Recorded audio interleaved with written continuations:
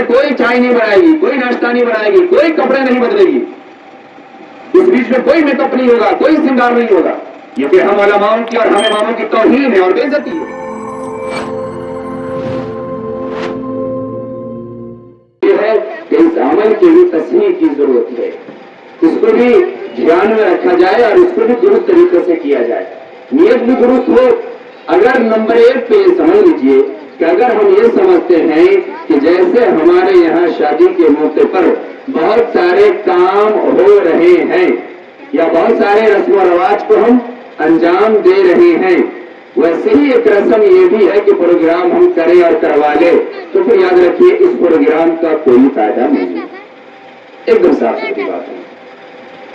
ہاں اگر اس میں نیت ہم بدل لیتے ہیں, ارادہ درست کر لیتے ہیں, طریقہ بدل لیتے ہیں, وہ یہ کہ ہم یہ چاہتے ہیں, شریعت نے ہمیں یہ حکم دیا ہے, ہمیں اپنے نبی علیہ الصلوۃ والسلام کے ذریعے سے یہ خبر ملی ہے اور ہمیں یہ بتایا گیا ہے, ہمارے اکابروں کا طریقہ یہ ہے کہ جب کوئی کام کرو تو اس کو دینی طریقے سے کرو, دینی دائرے میں کرو, دینی مسائل کو جان کے کرو, دینی طور طریق کو, شرعی معاملات کو جان کر کے کرو.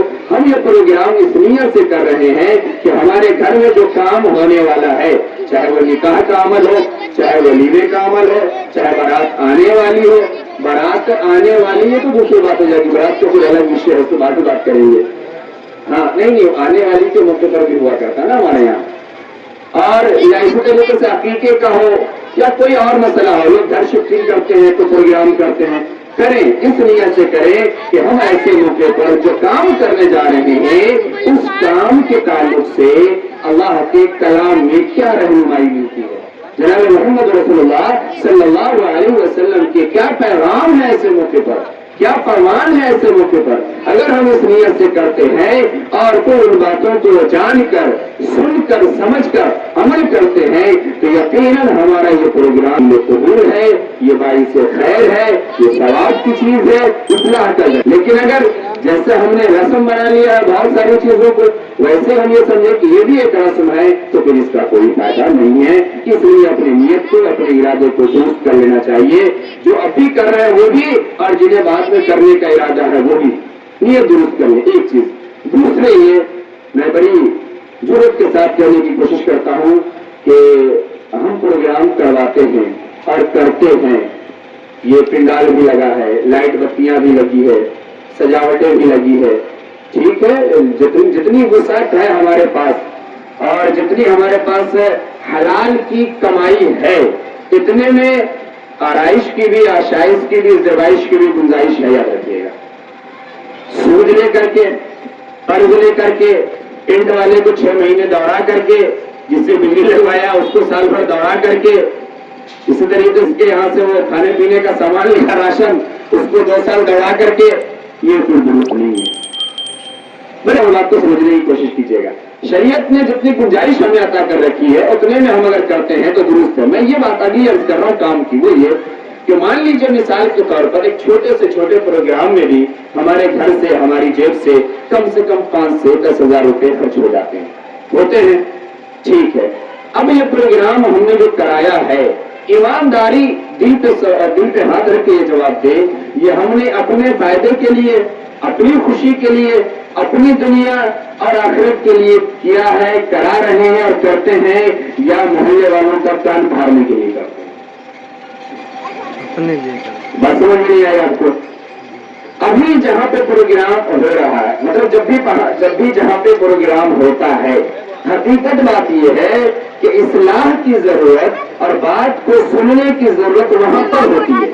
لیکن ہم کیا کہتے ہیں, ٹیکس لگائیں گے تو, ہارن لگائیں گے تو محلے والے کے لیے لگا دیتے ہیں, پیسہ ہم خرچ کر رہے ہیں, کھانا ہم بنوا رہے ہیں, مہمانوں کو ہم نے بلایا ہے, اماموں کو, علماؤں کو ہم نے بلایا ہے, سب کچھ ہمارے گھر میں ہو رہا ہے, اور باتیں محلے والے اپنے گھر میں بیٹھے سن رہے ہیں. ان کو جتنا من میں آ رہا سن رہے, جتنا من میں آ رہا نہیں بھی سن رہے. ان کے یہاں جتنی باتیں آج کام کی ہوئی یا ہوں گی یا ہوتی رہتی ہیں, پتہ نہیں ان کی زندگی میں کب اس سے سابقہ اور واسطہ پڑنے والا ہے. کسی کے گھر میں کب میت ہونے والی ہے, یا کسی کے گھر میں کب کوئی عقیقہ ہونے والا ہے, کب کوئی شادی بیاہ ہونے, मतलब जो अमूमन प्रोग्राम हम लोगों का होता है उस दायरे में मैं बात कर रहा हूँ। कब मालूम नहीं ये नौबत आएगी, तब तक ये बातें याद भी रहेगी या नहीं, या जब ये वाकया, जब ये काम वजूद में आएगा तो उन्हें भी याद आएगा कि ये काम ये भी कराना है, ये भी करा लो, फिर बात याद नहीं रहेगी। इसलिए सबसे पहले जब भी हम इस तरीके के प्रोग्राम के बारे में सोचे, किसी दीनी महफिल के बारे में सोचे, किसी दीनी प्रोग्राम का इरादा करें, तो सबसे पहले जो घर के लोग हैं, सबसे पहले जो घर में रिश्तेदार आए हुए हैं, उनके लिए खास इंतजाम करें बैठने का और सुनने का। और इससे आगे बढ़कर के अगला जुमला सुनिए, मोहल्ले वाला सुने न सुने, सामने वाले मर्द हजरात सुने या न सुने, खवातीन के लिए जरूर अलग से स्पेशल बॉक्स लगना चाहिए और हॉर्न होनी चाहिए। ऊपर 2 लगाया आपने, 1 लगाता काफी था, 1 उनके बेड पर लगाइए, सबको एक जगह मुसल्ली पर बैठाइए। इस बीच में कोई चाय नहीं बनाएगी, कोई नाश्ता नहीं बनाएगी, कोई कपड़े नहीं बदलेगी, इस बीच में कोई मेकअप नहीं होगा, कोई श्रृंगार नहीं होगा। ये फिर हम उलमाओं की और हम इमामों की तौहीन है और बेइज्जती है। हम लोगों को बुला के बैठा दिए कहीं किनारे, हम लोग चीख रहे चिल्ला रहे और नीचे सारा फंक्शन चल रहा है। फिर अभी ऊपर हम लोग जब आगे प्रोग्राम में तो भी वही बेहूदगी, वही बेपर्दगी, वही उड़ियानियत, जब करके निकले तो भी वही बेहूदगी, वही उड़ियानियत, वही फहाशी। क्या फायदा हुआ चीख चिल्ला करके और बातें करके, कुरान सुना करके, आयात सुना के, सहाबा की जिंदगी सुना के, आप सल्लल्लाहु अलैहि वसल्लम की सीरत सुना करके। अभी हारी साहब आपको हज़रत फातिमा ज़हरा रज़ी अल्लाह तआला अन्हा के वाक़यात सुना रहे थे। हमारी माँ बहनों के पास ये अगर आवाज की सुविधा होती तो वो सुनती और उनको सुनाया जाना जरूरी है। ये जितने बनाओ और ये कह देते हैं शादी ब्याह के मौके पर नहीं करेंगे तो कब करेंगे। क्या माना शादी ब्याह के मौके पर कुरान बदल जाता है? क्या माना शादी ब्याह के मौके पर हदीस बदल जाती है?